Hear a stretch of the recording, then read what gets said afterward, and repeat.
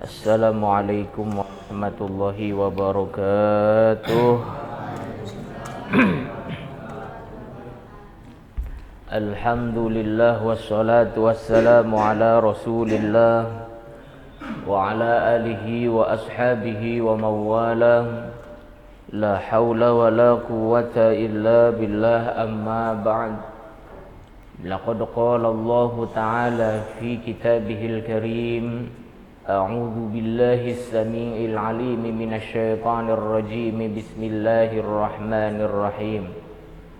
Wa idz ta'azzana rabbukum la in syakartum la azidannakum wa la in kafartum inna 'adzabi lasyadid. Shadaqallahul 'azim.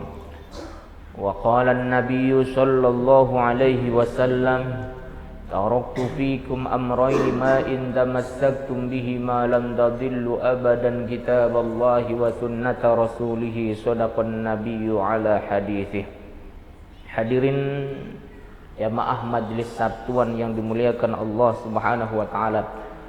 Bersyukur kita kepada Allah pada kesempatan siang hari ini kita bisa berkumpul bersama di Masjid Abdurrahman bin Auf dalam rangka bertalabul ilmi.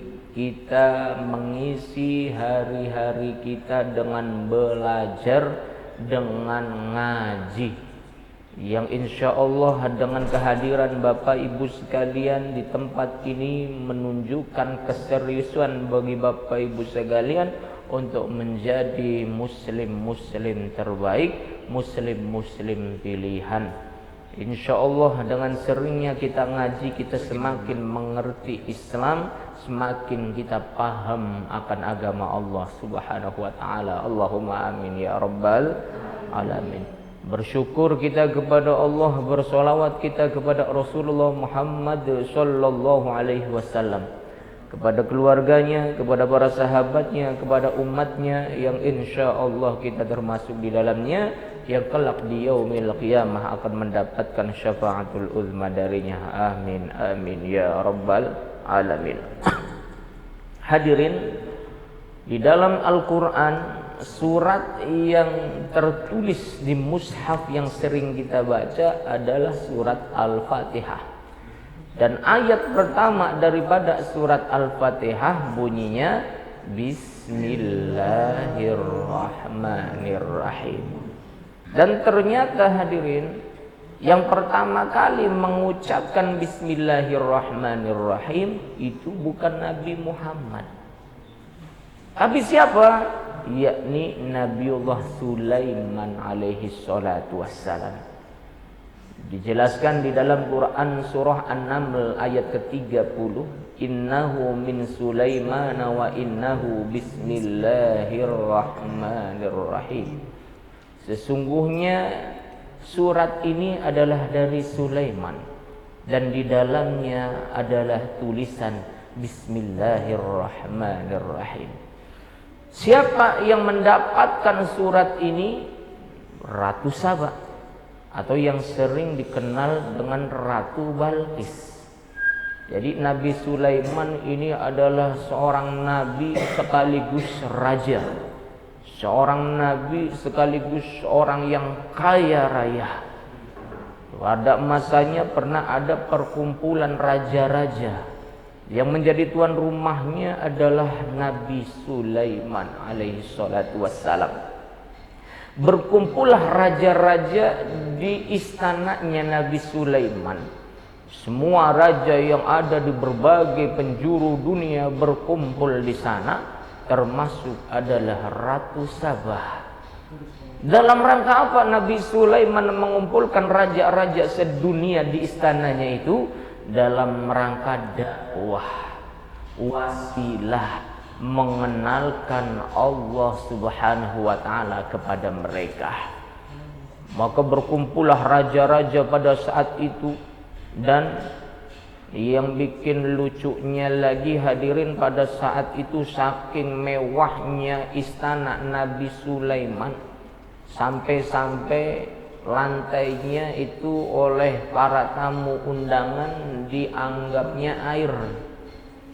Sampai-sampai karena dianggapnya air itu tamu undangan nyincing pakaiannya, kalau kata orang Cirebon, dicincing roke Ratu Sabah. Anapa bu jadi cincing-cincing kayak mengkonon bu? Bokatan teles ya anak banyu. Pada panitia dudu banyu pun sih apa? Kue ku lantai, cici bokat ku banyu. Cok, anak coe, lamun Ratu Sabah wong pleret, Ratu Sabah kan wong pleret. Kirain tuh air, bukan air, itu lantai. Dari situ banyak yang merasa takjub, merasa silau, merasa terpana, terpukau dengan istana yang dimiliki oleh Nabi Sulaiman. Karena istana mereka sendiri yang gak sebegitu mewahnya. Mereka terpukau dengan istana yang dimiliki oleh Nabi Sulaiman. Mereka terkagum-kagum di sana. Bokat puji istana isun bae kang hebat, ternyata anak kang lebih hebat. Istana siapa? Istana Nabi Sulaiman. Singkat cerita, selesai pertemuan raja-raja itu, beberapa hari kemudian Nabi Sulaiman mengirim surat kepada mereka yang sebelumnya hadir ke istananya Nabi Sulaiman. Suratnya dikirimkan lewat apa? Yang jelas bukan lewat JNE, bukan lewat pos, bukan lewat tiki. Karena zaman dulu belum ada, apalagi jastip, nggak ada. Pakainya apa? Pakai kurir. Kurirnya bukan manusia, yakni seekor burung yang diberi nama burung Hudhud. Terbanglah Hudhud membawa surat kiriman dari Nabi Sulaiman, disampaikan kepada raja-raja yang sebelumnya berkunjung ke istana Nabi Sulaiman. Sesampainya di tempat Ratu Balkis, negerinya negeri Sabah namanya, diambil surat itu sama pembantunya Ratu Balkis. Kemudian bilang Ratu Balkis, anak apa itu bu, anak apa kayak anak surat Bu Ratu, surat apa kona yang bu durung dibaca sih. Pasti bilang apa kona aja, surat dari siapa? Dari Sulaiman. Coba dibuka apa tulisannya? Tulisannya Bismillahirrahmanirrahim. Surat itu Nabi Sulaiman memuji Allah berulang kali. Inilah yang kemudian menjadikan Ratu Balkis bertanya-tanya, siapa itu Allah? Sampai-sampai sekelas Nabi Sulaiman saja memuliakannya. Sekelas Nabi Sulaiman saja memujinya. Berarti Allah ini lebih hebat daripada Nabi Sulaiman. Dari situlah dakwah kemudian masuk ke dalam rumah-rumah para raja, para rakyat. Mereka bertanya siapa Allah? Tanyalah dia kepada Nabi Sulaiman. Nabi Sulaiman bahwasanya Allah adalah yang memiliki alam semesta. Allah yang memiliki langit, Allah yang memiliki bumi, Allah yang menguasai segala sesuatu yang kita saksikan saat ini. Siapa pun Allah? Ya Allah Gusti kang ndadiaken kabeh alam. Al-Khaliq, Sang Maha Pencipta. Terus bagaimana caranya supaya mengenal Allah? Ya engkau harus bersaksi dulu bahwa tidak ada Tuhan kecuali Allah. Jadi Nabi Sulaiman ini hadirin dakwahnya gampang. Kenapa? Karena Nabi Sulaiman raja. Karena Nabi Sulaiman orang kaya. Namanya orang kaya hadirin, jangankan dakwah, ngomong batuknya saja masih dihargain sama orang. Batuk Pak Haji wong sugih. Sejen bari wong melarat. Wong melarat batuk. Ngoklok gue bengek wong melarat. Tapi Nabi Sulaiman orang kaya sekaligus dia juga raja, sehingga semua ucapannya pasti ditaati. Sehingga Nabi yang gak punya musuh itu cuma satu, hadirin, Nabi Sulaiman. Nabi Ibrahim punya musuh atau tidak dakwahnya? Punya. Nabi Nuh punya musuh atau tidak? Punya. Nabi Yusuf punya musuh atau tidak? Punya. Nabi Yunus punya musuh atau tidak? Dan punya. Nabi Musa, Nabi Isa, Nabi Muhammad sallallahu alaihi wasallam punya musuh atau tidak? Punya. Kalau Nabi Sulaiman punya musuh atau tidak? Enggak ada. Siapa orangnya yang berani memusuhi Nabi Sulaiman? Wong sugih melawat dunia. Siapa yang berani memusuhi Nabi Sulaiman? Siapa orangnya yang berani menentang dakwahnya Nabi Sulaiman? Semua taat wong sugih. Mulane enak jadi wong sugih ku. Go dakwah. Wong sugih go jalan-jalan dewek bae. Sugih cuma buat flexing aja, kaya cuma buat pamer aja. Yang namanya kekayaan digunakan untuk dakwah, sebagaimana Nabi Sulaiman alaihi salatu wassalam. Gak ada yang nolak, namanya orang kaya yang ngomong. Bahkan sampai bangsa jin pun banyak yang mengikuti dakwah Nabi Sulaiman alaihi salatu wassalam. Jin merkayangan, lamun jin lokal golongan genderuwo, kuntilanak, pocong, tuyul langob, kolor ijo, wa ala alihi washabihi ajmain. Ngikut semua dengan dakwahnya Nabi Sulaiman. Di Bismillahirrahmanirrahim itu adalah ucapan pembuka dari Nabi Sulaiman alaihi salatu wassalam ketika menyebarkan dakwahnya.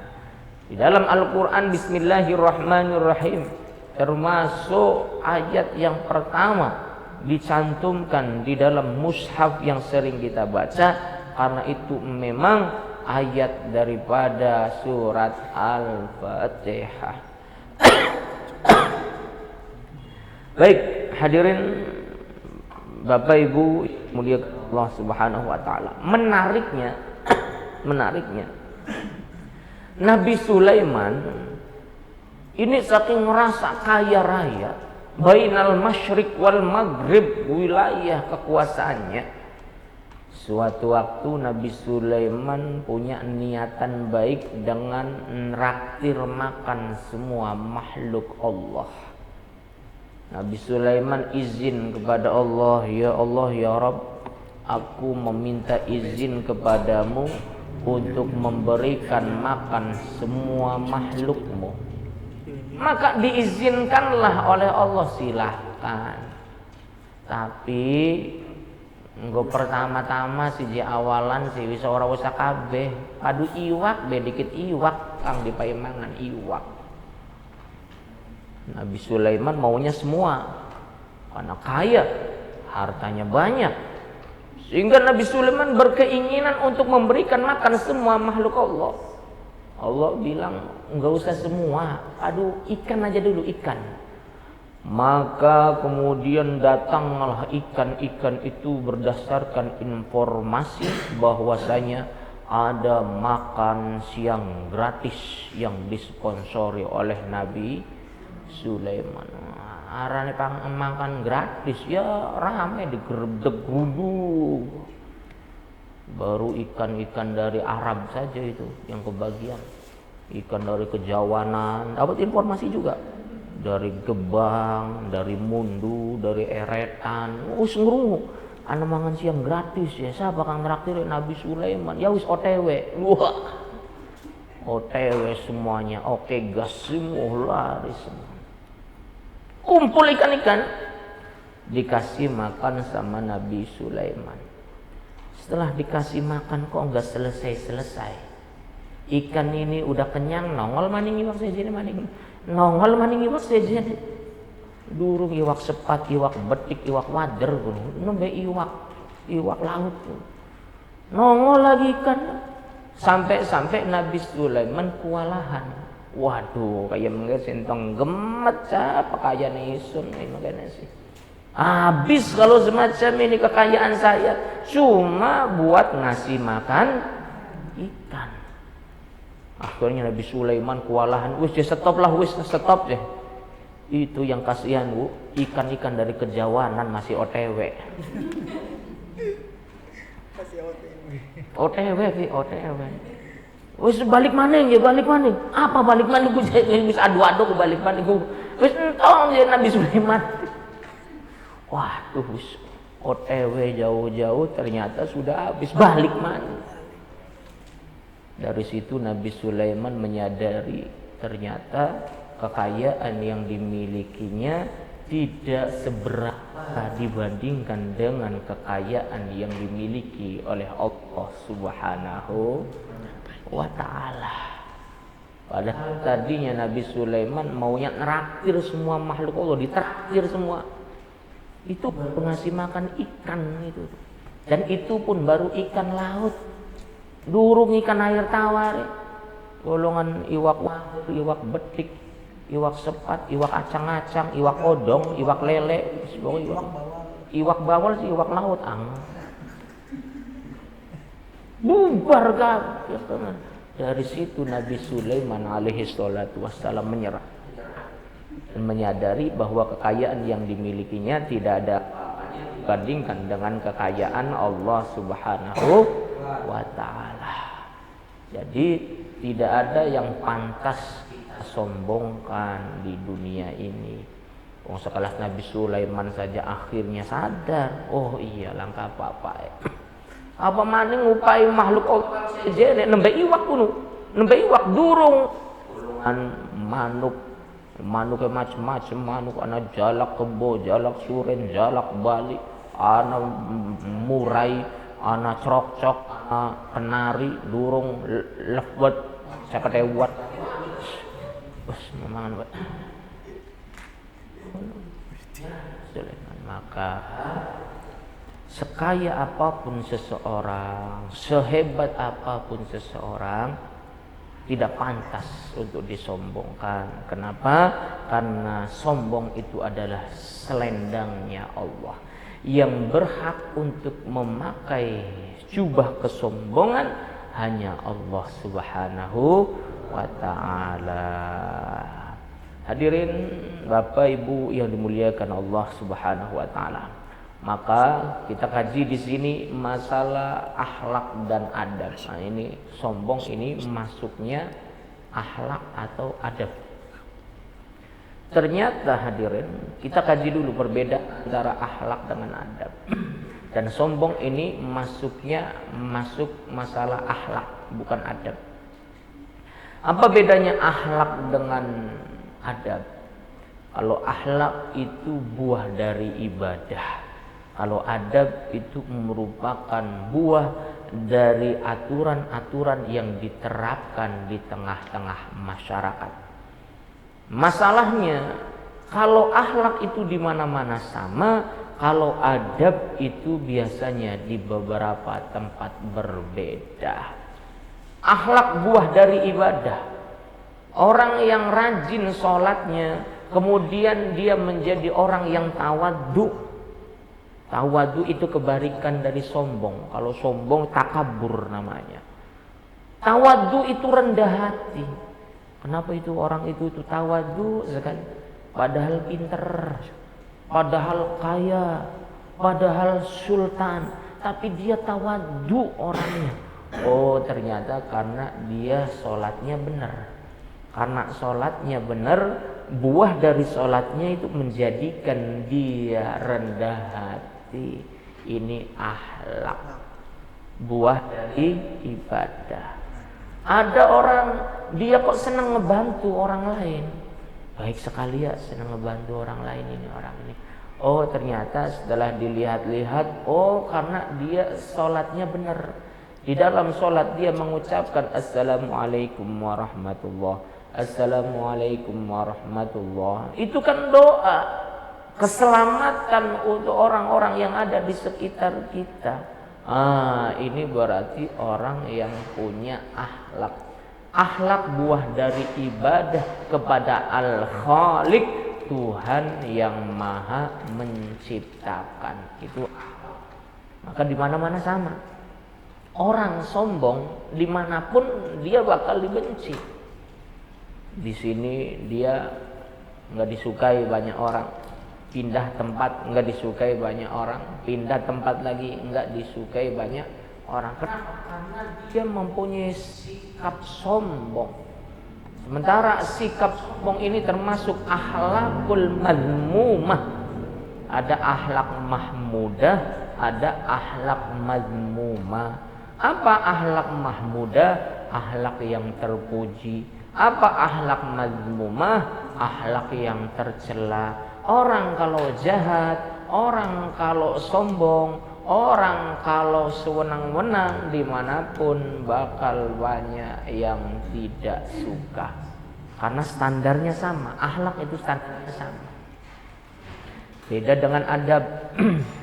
Kalau adab itu kadangkala masing-masing tempat berbeda. Adab buah dari budaya, buah dari adat istiadat, inilah adab. Contoh adab nih. Adabnya orang Indonesia dengan adabnya orang Arab beda. Adab orang-orang Arab ini, para istri orang-orang Arab kalau memanggil suami itu namanya saja. Misal nama suaminya itu Agus misalnya. Gus ibu lakine isun, Gus mendingan Agus kah? Wong Arab manggil suami itu namanya saja. Menurut mereka ya beradab kayak gitu tuh biasa saja. Tapi menurut kita pantas atau tidak hadirin? Enggak pantas. Apa ibu-ibu di sini kalau manggil suami namanya saja? Suami namanya Dasman. Wah. Orang kita kalau manggil suami ibu-ibu itu pasti ada awalannya. Ada yang Mas, ada yang apa lagi? Akang Prabu. Terus ada apa lagi? Papa, ya yang bebek. Tapi kayaknya ibu-ibu yang ada di sini manggil suaminya papi semua kayaknya. Orang kita beda, adatnya yang kemudian membuahkan adab. Menurut orang-orang Arab, adab kepada suami ya seperti itu, manggil namanya saja juga termasuk beradab. Tapi kalau orang kita, istri memanggil suami namanya saja, pasti dianggap tidak beradab. Maka kalau adab itu seringkali berbeda ketika beda wilayah, beda tempat. Itu dari panggilan, seruan kepada suami atau kepada pasangan. Contoh lain, orang Arab sama orang Indonesia. Saya mencontohkannya yang gampang saja, orang Arab sama orang Indonesia. Orang Arab hadirin, orang Arab itu kalau misalnya ketemu temennya itu bukan hanya sekedar salaman, tapi dipeluk, bukan hanya dipeluk, kemudian itu brewok, orang Arab bukan hanya dicipika-cipiki, dicium ini ya keningnya. Menurut orang Arab itu beradab, itu pantas. Tapi menurut kita bagaimana hadirin? Sok Hadidan ketemu sama Fauzi, salaman, cipika-cipiki, dicium keningnya, janji nggak dijauh, golongan CLBK aja kayak kan. Menurut kita nggak umum, sehingga ada sebagian yang menganggapnya nggak beradab, di pantas temen sih. Lanang karo lanang dulu peluk-pelukan kayak menggonon. Kenapa? Karena nilainya berbeda. Padahal kalau di Arab ya biasa. Contoh lagi, ini sama Arab lagi nih supaya gampang saja kita. Contoh orang Arab hadirin. Kita ketemu sama orang Arab, dipegang kepala kita sama orang Arab. Kaifa halukum bi khair, alhamdulillah bi khair, wa anta kaifa haluk, alhamdulillah ana bi khair aidan. Diusap-usap kepalanya. Di Arab biasa saja. Tapi kalau kita salaman, Ustaz Fahmi dicekel ndase, dlok-dlok temen gini. Ustaz dicekel ndase. Kan nilainya berbeda. Tapi di Arab sih biasa, entene ning Arab kan ning Indonesia gini. Ya ning Indonesia, ya wis sejen kulture. Di sana pasti dianggap sesuatu yang beradab, beretika, tapi di sini belum tentu dianggap beradab dan beretika. Di sana megang kepala, ngusap kepala itu ya biasa saja. Megang jenggot dipegang. Ada anak kecil ketemu orang yang lebih tua dipegang jenggotnya, dielus-elus, beradab hadirin di sana. Tapi kalau di sini sangka beli dicerongo-cerongo dah. Ucap cerongo kini wong tua ke jenggot ya dicekel-cekel. Tapi ning Arab ya biasa. Ini Arab entene ning Arab dan ning bikinnya. Ning Indonesia sejen maning kultur, sejen maning adab. Jadi berbeda. Apalagi contoh lainnya. Contoh lain biasanya tadi megang kepala.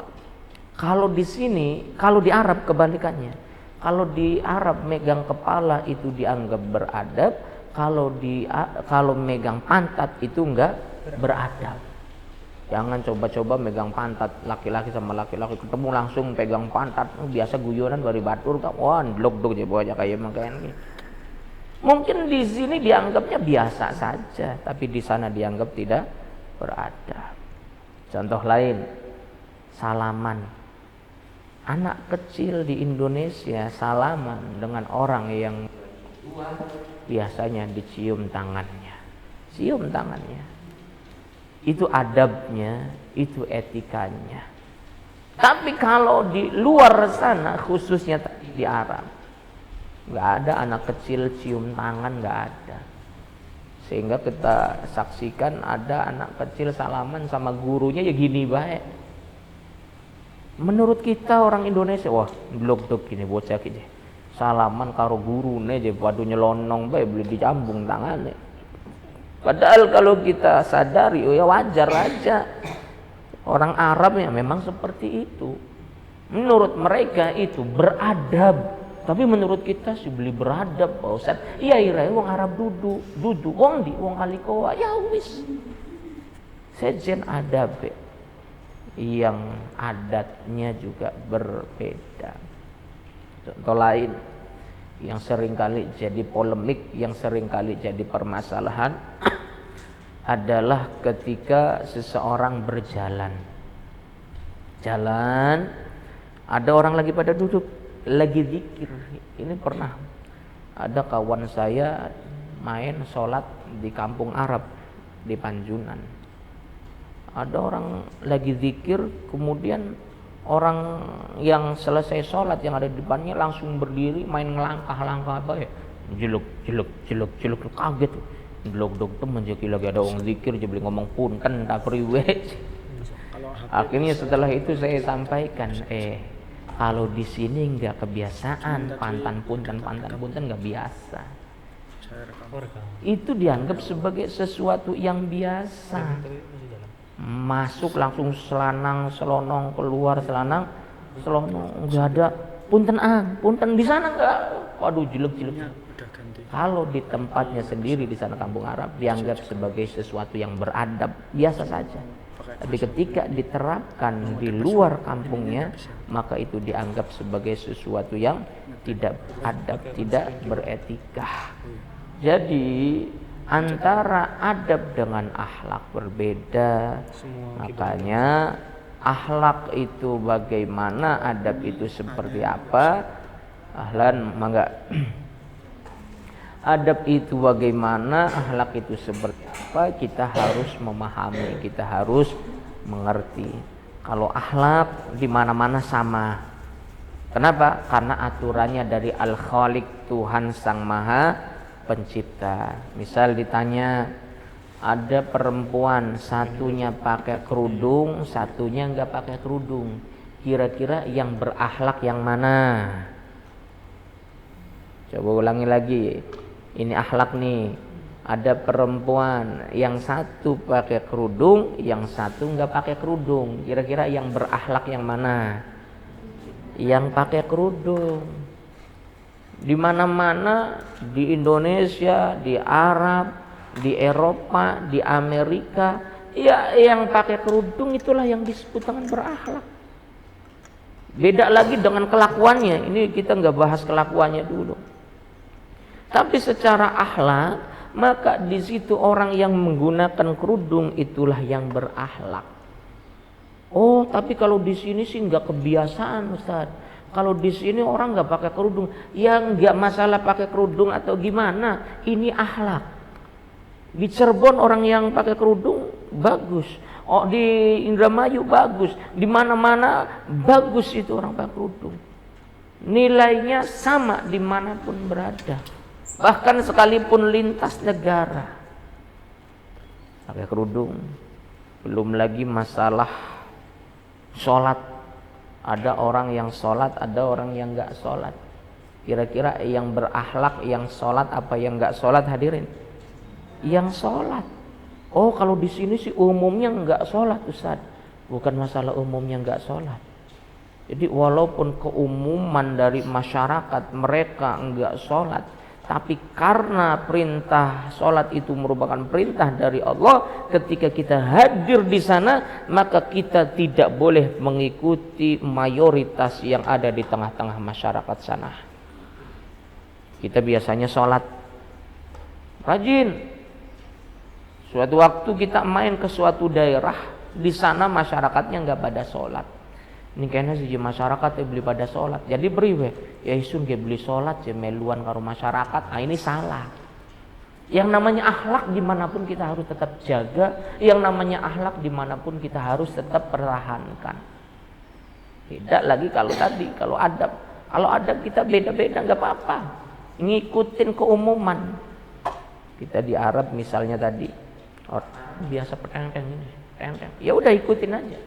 Jangan di Arab kita gini. Punten, wah, wis pokoknya yang golongan ki bisa dibebodo ki kaya makan ki bisa di. Kita di Jakarta aja, jangan jauh-jauh di Arab, di Jakarta hadirin. Orang Jakarta biasa umumnya mereka orang serius. Enggak ada istilah apa namanya? Istilah punten, permisi, enggak ada. Kebiasaan di sana dengan berjalan tegap, fokus pandangannya, serius dalam melakukan segala sesuatu, itu merupakan sesuatu hal yang biasa dan itu dinilai sebagai sesuatu yang beradab. Kita orang daerah baru nyampe ke Jakarta, dulu nggak tahu kalau sekarang bagaimana. Biasa turun di terminal Rambutan atau terminal Pulau Gadung. Orang baru keluar dari mobil bis,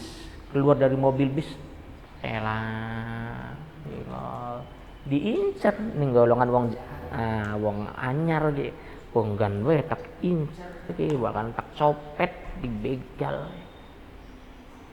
Kelihatan, punten. Ya gimana? Hari Jalan Jenderal Sudirman, di mana ya? Pandan punten kayak mengkonon. Janji nggak diincar kalau semacam ini. Tapi kita kan orang Jawa harus sopan, orang Sunda betul, tapi kulturnya beda. Ada tempat-tempat yang kadang-kala kita harus melepaskan sesuatu yang menurut kita beradab. Demi apa? Demi mengikuti kebiasaan yang ada di tengah-tengah masyarakat yang kita sedang berada di mana. Beda lagi kalau misalnya kita sudah mengenal kondisi masyarakatnya seperti apa, maka kita tidak masalah lah. Menjadi kultur, menjadi identitas. Jadi oh ini orang Jawa, oh ini orang Sunda. Tapi dalam kondisi-kondisi tertentu kadangkala adab memasuki suatu tempat yang kita biasa menjaga adab itu, kita harus menanggalkannya. Demi apa? Demi agar mempertahankan keselamatan diri kita. Itu perbedaan adab dengan akhlak. Ininya mati Jaki. Mati. Ganti. Ini mati enggak? Iya, mati. Dari tadi enggak? Barusan. Ini Mas. Rasulullah sendiri bagaimana? Rasulullah digambarkan innama bu'itsu liutammima makarimal akhlak, kata Rasul. Sesungguhnya aku diutus ke muka bumi ini untuk menyempurnakan akhlak. Adabnya bagaimana? Adab juga termasuk. Tapi yang menjadi fokus dari Rasulullah Muhammad SAW ini adalah akhlak. Rasulullah berusaha membangun masyarakatnya agar menjadi masyarakat yang berakhlakul karimah, mempunyai akhlak yang mulia sesuai dengan tuntunan Allah Subhanahu wa ta'ala. Bagaimana akhlak suami kepada istri, bagaimana akhlak istri kepada suami, yang standarnya Allah sampaikan wa ashiruhunna bil ma'rufi haqqan 'alal muttaqin. Allah perintahkan kepada para suami, dan pergaulilah istrimu dengan cara yang ma'ruf, dengan cara yang sesuai dengan syariat Islam. Itu adalah yang benar bagi orang-orang yang bertakwa. Para suami harus membina mahligai rumah tangganya dengan cara yang ma'ruf, dengan cara yang baik. Baik menurut siapa Ustaz? Baik menurut agamanya Gusti Allah. Bukan baik menurut kultur adat istiadat. Baik menurut agama Allah, di mana-mana harus seperti itu. Ustaz, kalau kebiasaan orang-orang kita biasanya pakai pakaiannya itu ya pakaiannya biasa aja, pakaiannya yang ketat-ketat, perempuannya auratnya dibuka, gimana Ustaz? Tidak boleh suami kemudian mengikuti kebiasaan semacam itu, walaupun dianggapnya umum. Kalau di sini orang pakai kerudung, perempuan itu pakai kerudung yang besar itu nggak umum ya Pak Ustaz ya. Karena dianggapnya juga aliran apa aja kue sih. Ya jangan diikuti, tetap pakai kerudung yang baik.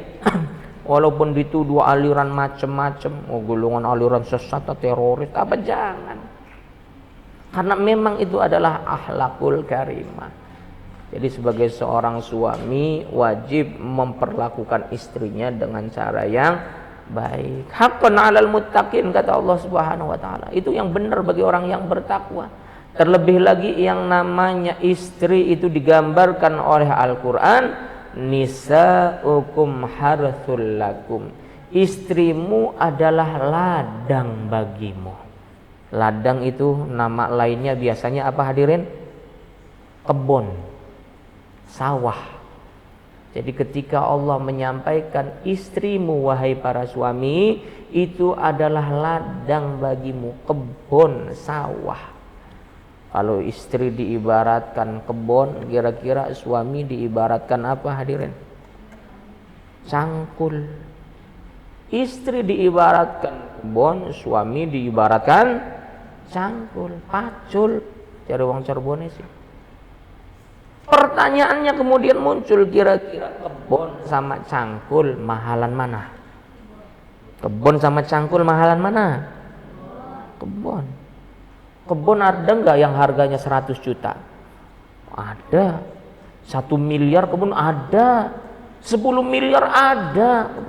Cangkul kira-kira ada enggak yang harganya 10 juta? 10 juta paling saya ketemu kayaknya. Duh kue ning pasar minggu kan, ning Kanoman apa maning kan, pirang-pirang. Ternyata nilainya antara kebun dengan cangkul, nilainya lebih mahal kebun daripada cangkul. Sehingga hadirin, Ini menunjukkan bahwa perempuan itu merupakan makhluk Allah yang mempunyai nilai yang berharga.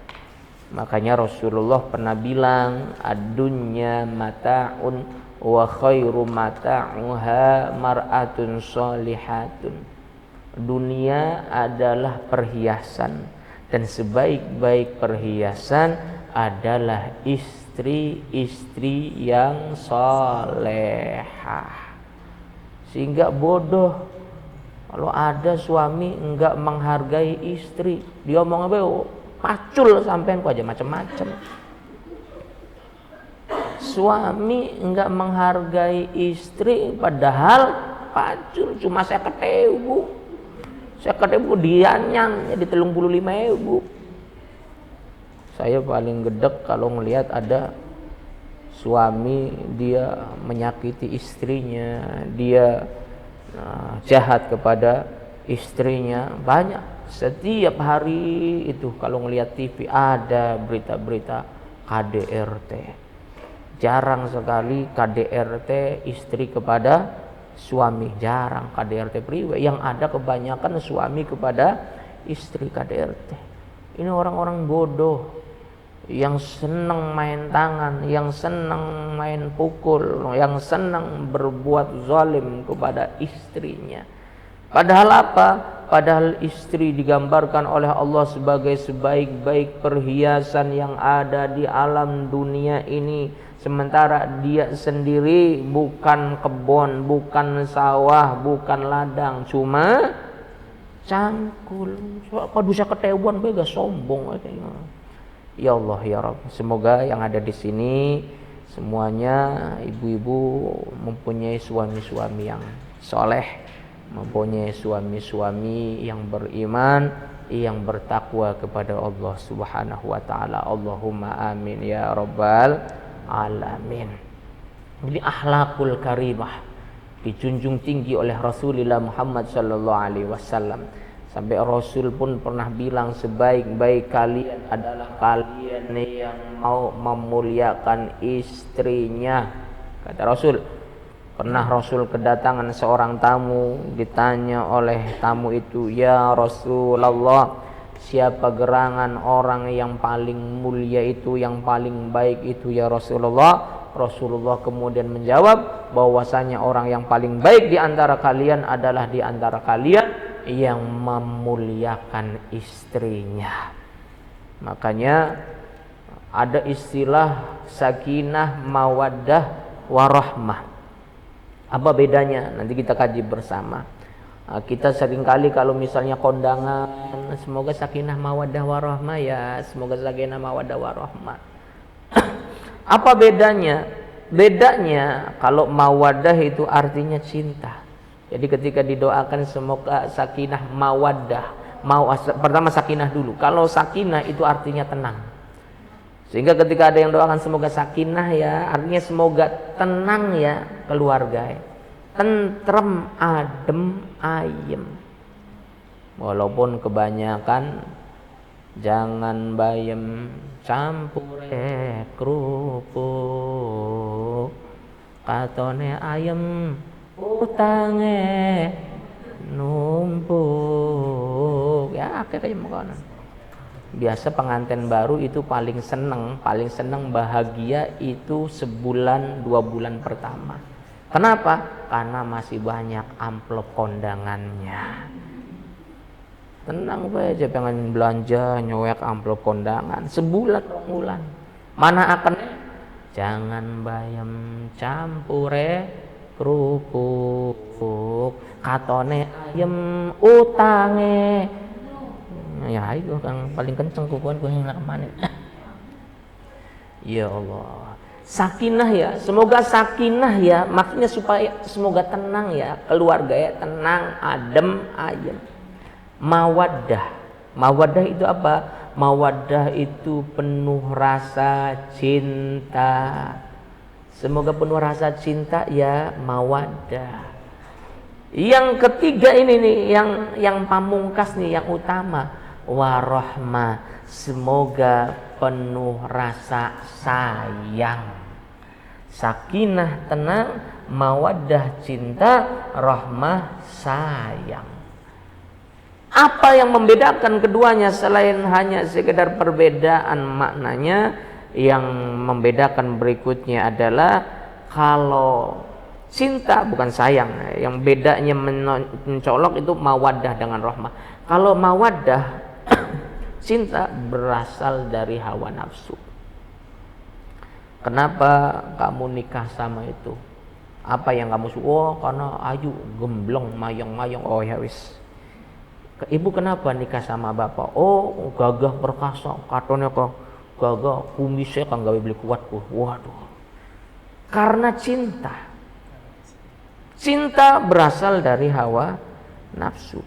Nah, sama seperti kita belanja lah, ibu-ibu kalau beli barang apa kira-kira milihnya yang jelek apa yang bagus? Beli sendal milihnya yang jelek apa yang bagus? Beli kerudung yang jelek apa yang bagus? Beli baju yang jelek apa yang bagus? Yang bagus. Nyari suami yang jelek apa yang ganteng? Pengennya sih kang ganteng, soleh. Itu hawa nafsu. Kita pengennya kang ganteng, wong lanang ya pengennya kang ngayu. Itu hawa nafsu, wajar nggak masalah, wajar. Mawaddah. Cuma yang namanya cinta yang berasalkan dari hawa nafsu ini nggak selama-lamanya. Ada masanya bosen, ada masanya dia merasa jenuh, biasa baik. Maka ketika lama-kelamaan menjadi bosan, ini ada berikutnya yang terakhir adalah rahmah, rasa sayang. Sayang itu apa sih? Eman. Eman dari wong Cirebon, bahasa sejennya apa? Melas. Padahal si Sun wis beli demen beli apa ning lakine Sun. Tapi nang apa masih bertahan beli pisah bae. Melas ya bagi kaya mongkon-mongkon gaje lakine dewek. Itulah rahmah. Begitupun sang suami. Pak, masih cinta bae ya ning ibuku. Cinta apa? Rambut wis pada putih, kulit wis pada peyot, wis pada ompong, makonon cinta. Sudah hilang rasa cintanya. Dulu waktu masih muda mungkin masih ada perasaan cinta itu. Tapi ketika seiring bertambahnya waktu, seiring bertambahnya usia, lama-kelamaan rasa cinta itu mulai pudar dan yang bertahan hanya rasa sayang. Sinang apa beli demen maning ning ibu masih bertahan eman ya, melas.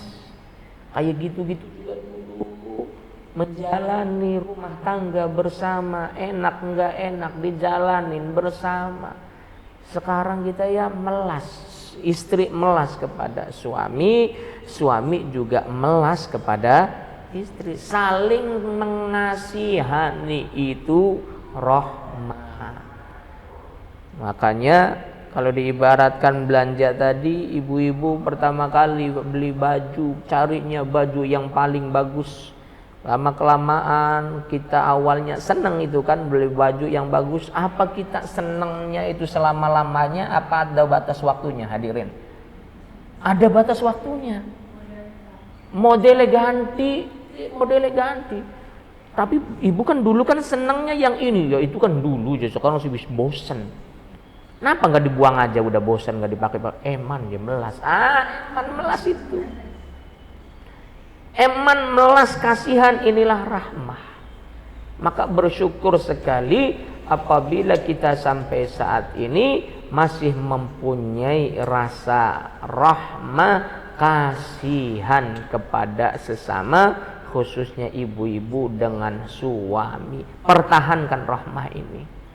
Karena kalau rahmah udah nggak ada bisa lagi yang menghalangi. Kalau cinta masih ada yang bisa menghalangi. Suami cinta sama istri karena cantik. Ngelihat perempuan lain cantik lagi, akhirnya kegoda dengan perempuan lain. Ada yang menghalangi di situ. Tapi kalau sayang, kalau rahmah, kalau kasihan nggak ada yang menghalangi. Ana wong wadon maning kang luwih ayu maning kita sih melas. Ada yang goda beli sun si melas ning rabi dewek. Sayang. Maka yang harus dipertahankan itu rahmah, sayang. Yang ibu-ibu kalau mau berzikir, ya arhamar rahimin, ya arhamar rahimin, ya arhamar rahimin, farij 'alal muslimin, ya arhamar rahimin, ya arhamar rahimin, ya arhamar rahimin, farij 'alal muslimin. Doa ya arhamar rahimin, ya arhamar rahimin. Atau kalau mau wiridan, bismillahirrahmanirrahim, bismillahirrahmanirrahim, bismillahirrahmanirrahim. Banyak-banyak itu supaya kita tetap dengan perasaan yang penuh dengan perasaan sayang kepada sesama, apalagi kepada pasangan. Ibu-ibu ngwiridi laki yang apa? Ya arhamar rahimin, ya arhamar rahimin, ya arhamar rahimin. Apa ya arhamar rahimin itu? Ya Allah yang maha rahman, yang maha rahim. Ya, jadi bedanya sakinah, mawaddah, warahmah.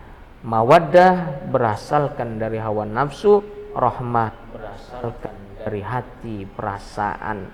Sehingga kalau hawa nafsu ada batasnya, kalau hati perasaan tidak ada batasnya. Hawa nafsu kalau diibaratkan makanan, kita mangan lagi dalam keadaan kempong. Ada orang jualan sate, mampu ya bega. Ya Allah enak temennya lamun mangan karo sate kah. Nah, lagi nafsu. Tapi ketika lagi dalam keadaan kenyang, aduh, aja mani cuma mambu asep disodorkan sate ki Pak, sate beli warung padu siji beli warung. Kenapa? Karena ada batasnya, itulah hawa nafsu. Tapi kalau sayang nggak ada batasnya, Pak ini pas sate ya wis diwadai baik, iya daripada dibuang eman. Itulah sayang. Maka dipertahankan. Insya Allah orang yang sholatnya benar, maka dia mempunyai sifat rahmah di dalam dirinya, yang itu akan menghantarkan dia selamat hidup dunia dan akhiratnya. Allahumma amin ya rabbal alamin. Baik hadirin Bapak Ibu yang dimuliakan Allah, kita buka sesi tanya jawab. Barangkali ada yang disampaikan, ditanyakan, silahkan. Makanan udah disiapin. Fauzi, makanan disiapin prasmanan aja. Monggo Bu. Waalaikumsalam warahmatullahi wabarakatuh.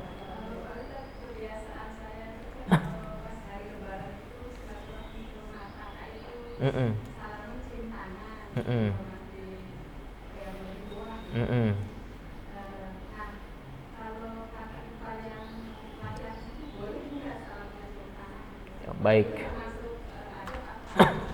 Baik. Kakak ipar laki-laki apakah termasuk mahram atau bukan? Gitu kan ya? Mahram atau bukan? Kakak ipar laki-laki itu termasuk bukan mahram. Bukan mahram. Jadi kalau salaman ya biasa saja. Kecuali sama yang perempuan. Ya, beda lagi kalau misalnya dengan mertua atau dengan kakak ipar yang sama-sama perempuan tadi boleh cium tangan, tapi dengan yang perempuan dengan yang laki-laki tidak usah. Ya sebetulnya kalau mau salaman boleh saja, kalau mau salaman boleh saja, tapi jangan sampai dicium tangannya.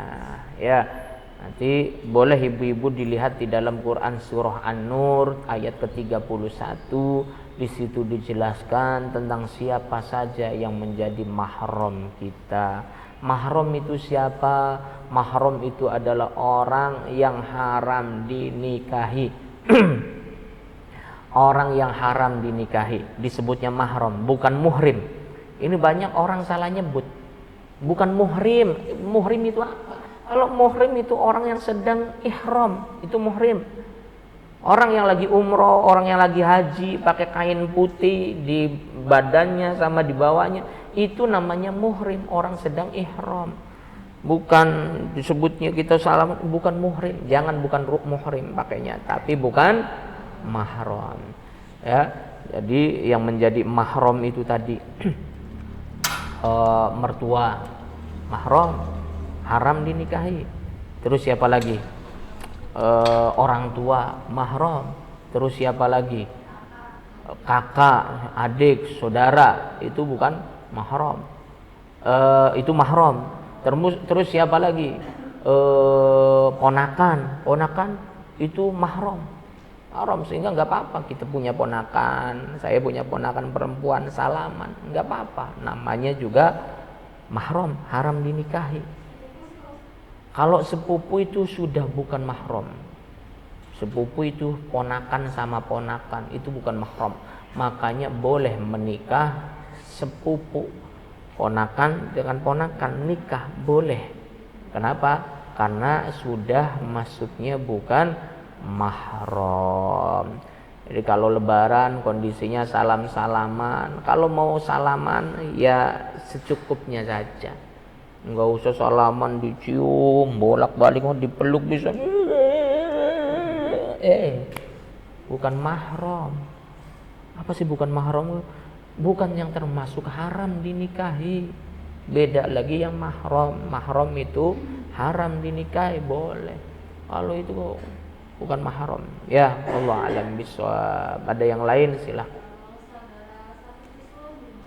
Kalau saudara satu-satuan, satu rodho'ah, itu tergantung satu susuannya itu berapa lama. Nah, ini yang menjadi perbedaan pendapat di kalangan para ulama. Kalau nyusunya itu sampai kenyang, maka sudah menjadi mahram. Misal, saya nggak tahu, saya waktu kecil disusuin sama seseorang, dan ada perempuan lagi waktu kecil disusuin juga sama orang itu. Kalau ternyata disusuinya sampai kenyang nih, maka di situ sudah menjadi mahram kita dengan orang yang saudara sepersusuan itu. Tapi kalau cuma sesendok ya gimana Pak Ustadz? Apa yang maksud yang minum obat itu nyusue loh, susu aja sesendok. Sebagian ulama mengatakan tidak termasuk mahram karena cuma sedikit. Tapi yang sampai kenyang itu baru menjadi mahram. Jadi memang agak jelibet juga masalah saudara sepersusuan ini. Ada beberapa yang nanya, gimana Ustaz sepersusuan? Kita nggak tahu sepersusuannya gimana. Ada yang berpendapat kalau sepersusuannya itu dalam jangka waktu 2 tahun. Baru itu kemudian menjadi mahram. Sudah benar-benar menjadi darah daging susunya itu. Ada yang nanya, gimana Ustaz? Ini saudara sepersusuan. Sepersusuannya berapa lama? Yang Bu Jaisun nggak beli weruh. Ya itu dia. Karena udah lama aja Ustaz. Udah 20 tahun yang lalu. Jadi kita nggak tahu. Tahunya ini dulu pernah disusuin sama ini juga sama dulu disusuin. Ya, tapi untuk demi kehati-hatian sebaiknya tidak menikah. Ya, demi menjaga kehati-hatian. Walaupun kita nggak tahu justru kawin baju sama-sama cinta sama saya sebaiknya tidak. Karena khawatir ternyata nyusunya itu maksimal waktu masih bayinya itu. Dan saudara sepersusuan itu termasuk mahram, orang yang haram dinikah. Wallahu a'lam. Ada yang lain? Monggo Bu.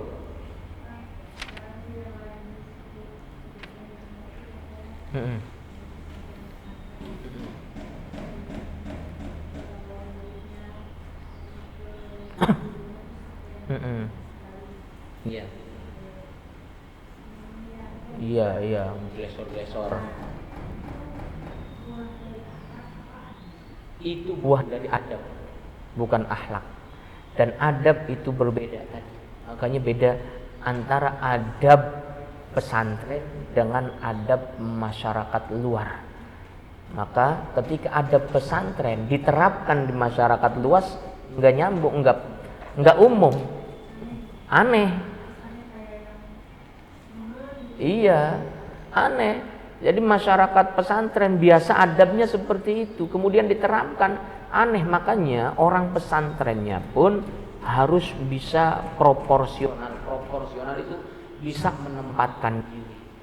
Dulu waktu di pesantren boleh cium tangan, Tapi kalau di luar pesantren ya udah biasa aja. Masyarakatnya biasanya gimana? Termasuk masyarakat luar hidup pesantren.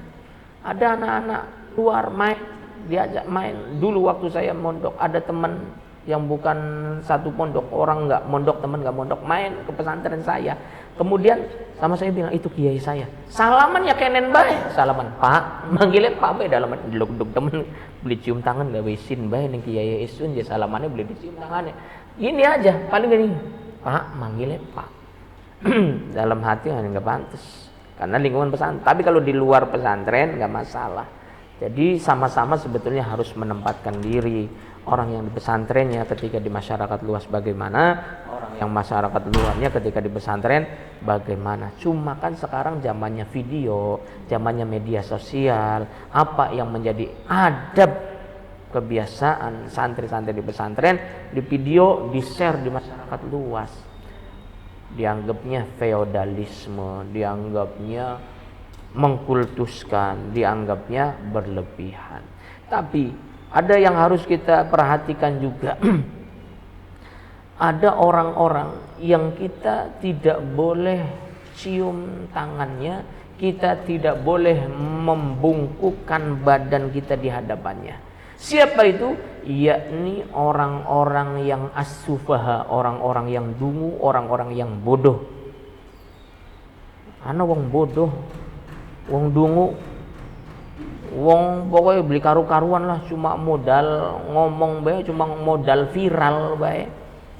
Kemudian kita cium tangan bolak-balik, ini dilarang, makruh hukumnya.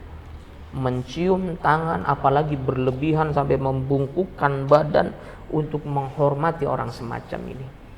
Kenapa? Beberapa ulama menjelaskan karena kalau kita melakukan seperti itu, kita tidak bisa memberikan pelajaran kepadanya. Dia semakin sombong, dia semakin jumawa, dia semakin merasa hebat, enggak sadar diri. Alasannya apa? Kita dihormati. Siapa yang ngomong isun bodoh, yang ngomong isun as-sufaha. Tapi karena para ulama, kalau kita terhadap orang-orang yang semacam ini kita biasa saja, dia sadar diri. Oh, berarti ada orang-orang yang tidak cocok dengan saya. Tidak cocoknya bukan karena masalah ilmunya, tapi kualitasnya.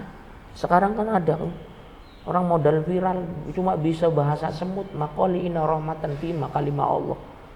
Wis pokoknya hadidan tahu enggak dan orangnya dan Mama Gupron yang ngawur kayak gitu, dicium tangannya bolak-balik, tidak boleh. Bahkan bukan hanya sekedar makruh menurut saya, haram hukumnya. Nggak boleh. Kenapa? Karena nggak nyadarkan dia, nggak bikin dia belajar, ngerasa aku kang ngormati kayak gitu. Kalau mau cium tangan biasa aja, sebagaimana dia orang tua. Tapi kalau cium tangan bolak-balik nyari berkah apa? Kiai dudu apa dudu? Tapi bisa bahasa Suryani, Mbak Atrap Suryani, apa Suryanto, Suryana, terserah Pak. Wallahu a'lam bishawab. Kita akhiri bersama dengan alhamdulillahirabbil alamin. Subhanakallahumma wa bihamdika asyhadu an la ilaha illa anta astaghfiruka wa atubu ilaik. Wa lakum minkum assalamualaikum warahmatullahi wabarakatuh.